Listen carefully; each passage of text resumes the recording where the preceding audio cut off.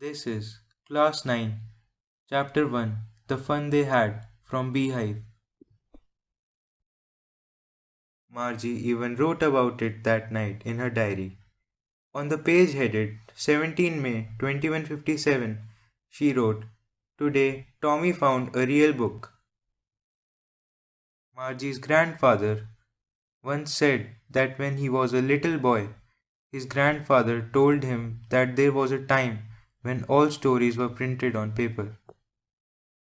They turned the pages, which were yellow and crinkly, and it was awfully funny to read words that stood still instead of moving the way they were supposed to, on a screen, you know, and then they turned back to the page before.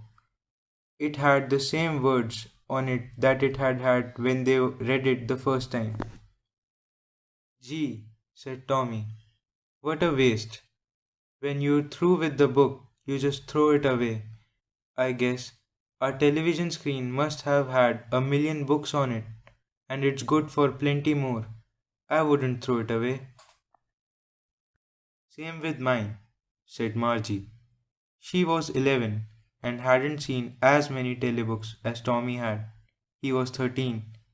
She said, "Where did you find it?" "In my house." He pointed without looking because he was busy reading. "In the attic." "What's it about?" "School." Margie was scornful. "School? What's there to write about school? I hate school." Margie always hated school, but now she hated it more than ever. The mechanical teacher had been giving her test after test in geography, and she had been doing worse and worse until her mother had shaken her head sorrowfully and sent for the county inspector. He was a round little man with a red face and a whole box of tools with dials and wires. He smiled at Margie and gave her an apple, then took the teacher apart. Margie had hoped he wouldn't know how to put it together again, but he knew how all right, and after an hour or so, there it was again, large and black and ugly, with a big screen on which all the lessons were shown and the questions were asked. That wasn't so bad. The part Margie hated most was the slot where she had to put homework and test papers. She always had to write them out in a punch code they made her learn when she was 6 years old, and the mechanical teacher calculated the marks in no time. The inspector had smiled after he was finished and patted Margie's head. He said to her mother, "It's not the little girl's fault, Mrs. Jones. I think the geography sector was geared a little too quick. Those things happen sometimes. I've slowed it up to an average 10-year level. Actually, the overall pattern of her progress is quite satisfactory."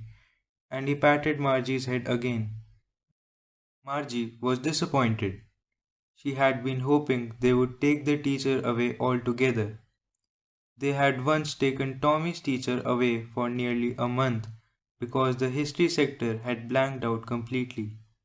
So she said to Tommy, "Why would anyone write about school?" Tommy looked at her with superior eyes. "Because it's not our kind of school, stupid. This is the old kind of school that they had hundreds and hundreds of years ago," he added loftily, pronouncing the word carefully. "Centuries ago." Margie was hurt. "Well, I don't know what kind of school they had all that time ago." She read the book over his shoulder for a while, then said, "Anyway, they had a teacher." "Sure, they had a teacher, but it wasn't a regular teacher. It was a man." "A man? How could a man be a teacher?" "Well, he just told the boys and girls things and gave them homework and asked them questions." "A man isn't smart enough." "Sure he is. My father knows as much as my teacher. He knows almost as much, I betcha." Margie wasn't prepared to dispute that. She said, "I wouldn't want a strange man in my house to teach me." Tommy screamed with laughter. You don't know much, Margie. The teacher didn't live in the house. They had a special building and all the kids went there. And all kids learned the same thing. Sure, if they were the same age. But my mother says a teacher has to be adjusted to fit the mind of each boy and girl it teaches, and that each kid has to be taught differently. Just the same, they didn't do it that way then. If you don't like it, you don't have to read the book. I didn't say I didn't like it, Margie said quickly. She wanted to read about those funny schools. They weren't even half finished when Margie's mother called. Margie, school. Margie looked up. Not yet, Mamma. Now, said Mrs. Jones. And it's probably time for Tommy too. Margie said to Tommy, can I read the book some more with you after school? Maybe, he said nonchalantly. He walked away whistling, the dusty old book tucked beneath his arm. Margie went into the schoolroom. It was right next to her bedroom, and the mechanical teacher was on and waiting for her. It was always on at the same time every day except Saturday and Sunday. Because her mother said little girls learned better if they learned at regular hours. The screen was lit up, and it said, today's arithmetic lesson is on the addition of proper fractions. Please insert yesterday's homework in the proper slot.